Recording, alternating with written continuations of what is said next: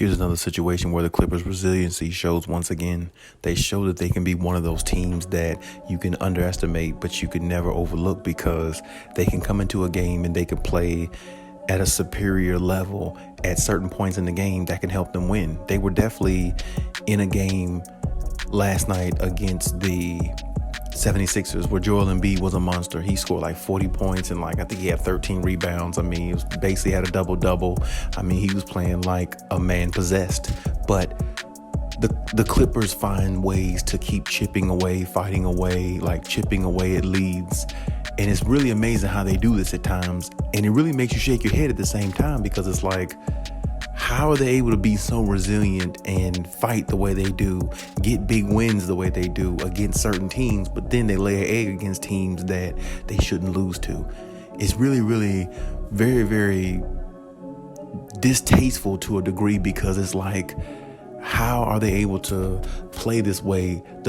It's almost like they play up to the competition and they play down to the competition. It's very weird, very shake your head type situation with the Clippers. I just don't understand. The Clippers go out in a game like that against the Philadelphia 76ers and score and have 6 players in double figures. I mean, Reggie Jackson led the way with 19 points, but you have to note the fact they had 6 players in double figures, and Zubac was one of the players with a double-double on the Clippers. So when you look at that in its entirety, this team has enough talent to stay afloat. I mean, they're on an 8-9 game road trip coming up, or that they're on currently. And they just started it off by beating a team like the 76ers. And they got some other games in their 7-8 game road trip left that they definitely can win.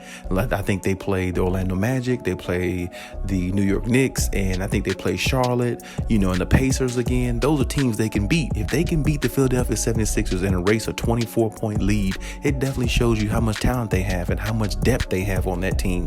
That team is stacked. And like I said, if they find a way to get Kawhi and PG back, all hell might break loose in the Western Conference, because I don't think I don't believe they're scared of no team in the West, and they shouldn't be. Looking at this team in the year 2022, they've beaten the Philadelphia 76ers. They've beaten the Denver Nuggets with Jokic. They had a 25-point deficit. They came back and won that one maybe about less than a week ago. And they beat the Brooklyn Nets with KD and James Harden on the floor. That's impressive. That's very impressive. I mean, you can't script it no better for a team like this who doesn't have Kawhi or PG on the floor. It just shows when they do get those players back how deadly they're going to be. And like I said, nobody really wants to talk about them right now. Definitely understandably so, because Kawhi is not there. And, it's definitely, they're definitely a team under the radar, and I definitely understand that. But when you look at wins like this, you have to understand this team definitely has what it takes to, do a lot of great things in the postseason, especially if they're healthy. What they showed in a game like what they played against Philadelphia, once again, they show resiliency. I've been saying this is the best resilient team in the NBA. It's not even close. I mean, that next man up mentality not only lives within their locker room, it lives in their DNA, because it just seems like when their backs are against the wall, they find ways to pull out wins. That's like, how did they do that with no superstar on the floor? It's just really, really mind-boggling. But I've also said before, to me, Ty Lue might be the best coach in the league. Shout out to Eric Spoelstra too. I think he's one of the best coaches on the Miami Heat. But I do think that Ty Lue might be underratedly the best coach in the league. What he can do as far as pressing the right buttons on certain players and getting, them to play at a higher level than what they probably would or probably wouldn't on any other team, has been very impressive. I mean, you have to really, really give him, his flowers in regards to that, because that's definitely, very impressive to have this team up and ready to go against a team who has one of the top dominant superstars in the league.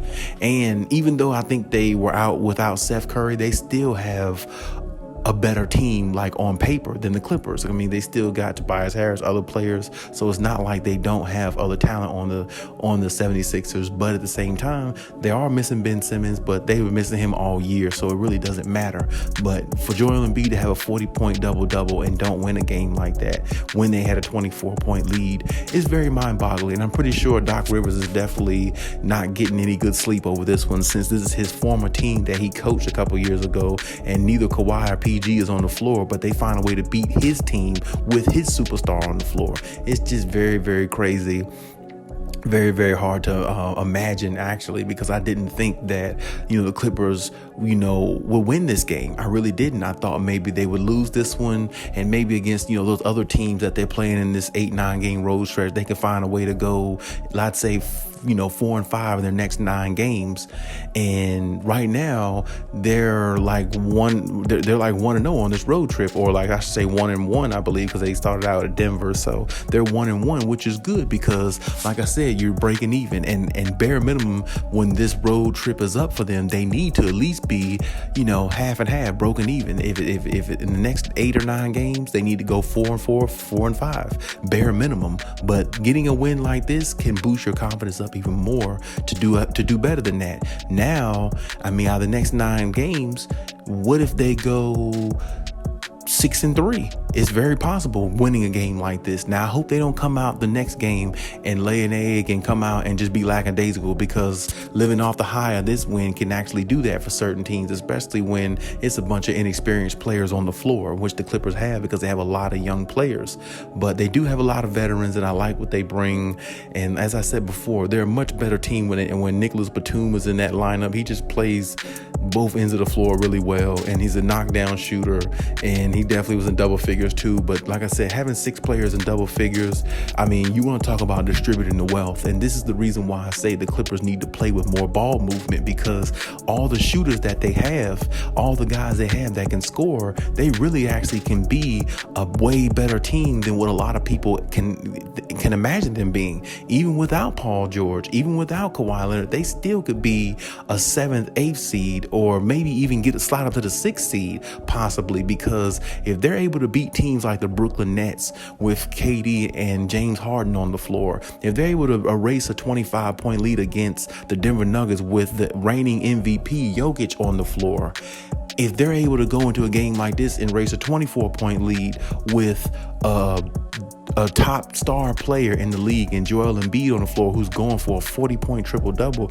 it shows you how much talent and depth they have. They have a lot of that, and I think that's the reason why the Clippers are really hesitant to pull the trigger on any trades too, because when you look at this team and the way they're constructed, man, they really have a really, really deep team, and you need that in the playoffs. You need to be able to go up and down your roster and throw guys in there if need be to go in there and execute plays, and Ty Lue has a lot at his disposal. Even though there are a bunch of young players, of course they got veterans on there too, but they got some young players on there that they actually trust, and these guys are actually going out there playing pretty well. And a matter of fact, it might have been 7 players in double figures. I think Isaiah Hartenstein had 10 points too, so they might have had 7 players in double figures. Just correction there. So they definitely got a lot of good pieces, and I know a lot of people think that their pieces are not formidable, but they really are. And like I said, if they find a way to get their big guns back, maybe a month before the season ended, where they can get their footing under them,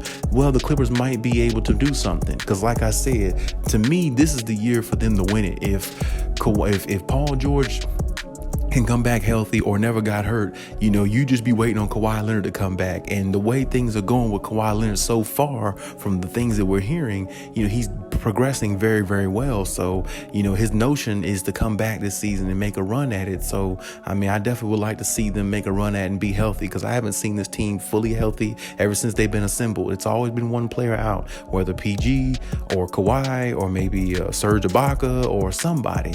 Now, I just want to see this team really healthy and see what they really look like, because we haven't seen it yet, what this team really could look like. And like I said, when you see the resiliency and the next man up mentality they have, whatever Ty Lue is preaching, they're taking it in. They're taking heed. They're believing it. And like I said, when you believe in your coach and believe in your teammates around you, you can do a lot of good things. So hopefully the Clippers could build off this win and, build off that resiliency and that next man up mentality and keep it going, and build their confidence off of wins like, going against the Sixers and, teams like that. Even if you beat a team like Charlotte, it doesn't really matter who you beat. If you can win on the road, you can be a really, really good playoff team. If you could win on the road, that's case closed. It's just no other way to look at it. If you're a good road team, or if you can find a way to be a good road team, you can win a lot of games in the playoffs. You can win a lot of games in the regular season, but you can win a lot of games in the playoffs if you're a really good road team. And like I said, it seems like when this team's back is against the wall, it doesn't matter who's on the other side of the floor. They find ways to be competitive, and some instances, like, last night, they find ways to win, even no matter how bad the deficit is. So very impressive by them. Shout out to them for, what they've done. Hopefully they can keep it going, and we'll see how it pans out for them and how they'll possibly get healthy and see if they can make a run in the championship. But hey, that's my take on everything. Leave any comments in the comment section. As always, hey, Khaliis out.